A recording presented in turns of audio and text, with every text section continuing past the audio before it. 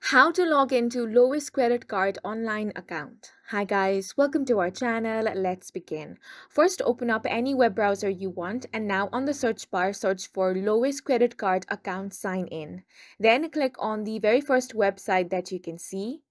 From here, you want to click on the Pay and Manage Account option since you already have an account. Now a box will appear that says access your account. Enter your user ID first, then enter your password. After you have entered your password, if you want to check out your password, click on the show button.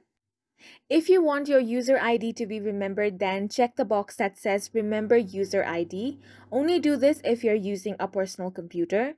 If you have forgotten your user ID, then click on the user ID option to retrieve it. If you have forgotten your password, you can click on the password option. Then you want to click on the secure login button to log into your account. If you do not have an account, you can click on the register or apply option to create one. And that's it for this video. We hope you guys found it helpful. Please make sure to hit the like button and subscribe for more videos like this.